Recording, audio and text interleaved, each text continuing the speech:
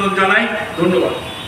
অসাধি সম্পর্কে, আণবিক শক্তি সম্পর্কে, কি পার্লামেন্টের ভেতর কি পার্লামেন্টের বাইরে, এটা তাদের নিজস্ব অবস্থা থাকবার জন্য প্রতিপক্ষের আক্রমণ থেকে নিজেকে যদি রক্ষা করতে চায়, এটা আঘাত আনছে, যেটা আমাদের এটা দিবা স্বপ্নের মতো হবে। এদের অস্তিত্বই হচ্ছে পৃথিবীটাকে ভাগ বাটোয়ারা করে লুণ্ঠনের মধ্য দিয়ে তাদের পুঁজির পাহাড়কে পর্বতে পরিণত করে গোটা পৃথিবীকে প্রদানত করা। এবং কোন রাষ্ট্র, পুঁজিবাদী বড় বড় যে রাষ্ট্রগুলো, সাম্রাজ্যবাদী যে রাষ্ট্রগুলো, তাদের এই যে আকাঙ্ক্ষা, তা তো স্বতঃস্ফূর্তভাবে কেউ সমর্থন করবে না, প্রতিবাদ করবে। সেই কারণেই যুদ্ধের যে সম্ভাবনা, সেই সম্ভাবনাকে উড়িয়ে দেওয়া যায় না। তাই আমরা যেটা বলতে চাই, বামপন্থী 5টি রাজনৈতিক দল যুদ্ধের বিরুদ্ধে, শান্তির বিরুদ্ধে কথা বলা মানে পুঁজিবাদের বিরুদ্ধে আমাদের কথা বলতে হবে, সাম্রাজ্যবাদের বিরুদ্ধে আমাদের কথা বলতে হবে, ফ্যাসিবাদের বিরুদ্ধে আমাদের কথা বলতে হবে। পুঁজিবাদকে যদি ধ্বংস করে না যায়, সাম্রাজ্যবাদকে ধ্বংস করা যাবে না, ফ্যাসিবাদকে ধ্বংস করা যাবে না।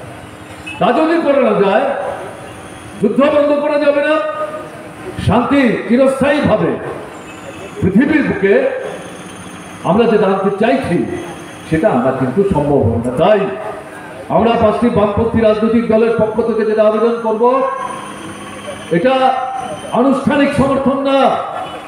আমরা শ্রেণীহীন শোষণমুক্ত রাষ্ট্র ব্যবস্থা ভারতবর্ষের বুকে পত্তন করবার জন্য লড়াই করছি। এই লড়াইয়ে পুঁজিবাদের বিরুদ্ধে, সাম্রাজ্যবাদের বিরুদ্ধে, ফ্যাসিবাদের বিরুদ্ধে আমাদের যে বক্তব্য, তার সাথে ইসরায়েল সে আক্রমণ এই প্যালেস্টাইনের বিরুদ্ধে সংঘটিত করছে, সেখানে আমাদের কিন্তু এই আন্দোলনের মধ্য দিয়ে সহমর্মিত আমরা সেখানে প্রকাশ করছি। এই মুহূর্তে আরেকটা উদ্বেগজনক ঘটনা, যেটা আয়াতুল্লাহ খামেনি 5 বছর যাবৎ তিনি প্রকাশ্যে আসতেন না লেবাননের উপর। একদিকে হিজবুল্লাহর উপর আক্রমণ, আরেকদিকে লেবাননের উপর আক্রমণ। এটা প্রতিবাদে খুবই বহিঃপ্রকাশ হিসেবে তাদের মুসলিম ধর্মাবলম্বী মানুষদের সাপ্তাহিক তাদের যে প্রার্থনা সভা হয়, এই বছর 5 ব্যবধানে তিনি গত 2 দিন আগে প্রকাশ্যে ঘোষণা দিয়ে সেই সভায় এসছেন এবং সেখানে তিনি অকুতভ হয়ে মার্কিন সাম্রাজ্যবাদের চোখে চোখ রেখে বলবার চেষ্টা করেছেন, লেবাননকে আক্রমণ করে আমাদেরকে হুমকি দেওয়ার চেষ্টা করছো। তিনি উল্টো বলছেন, আমরা ইসরায়েলকে শেষ করে দেব, তার অস্তিত্বই আমরা নষ্ট করে দেব, ধূলিসাৎ করে দেব। এই ধরনের হুমকি আমরা সমর্থন করি, ঘটনা না। কিন্তু এরকম জায়গায় আয়াতুল্লাহ খামেনিকে যাওয়ার অবস্থা কে তৈরি করে দিয়েছে? ইসরায়েল লেবানন আক্রমণ করার মধ্য দিয়ে। তারা প্রথম আক্রমণ করেছে, তারপর এরা ইসরায়েলের বিরুদ্ধে আক্রমণ সংঘটিত করেছে। ইসরায়েল সত্য লুকাবার চেষ্টা করছে।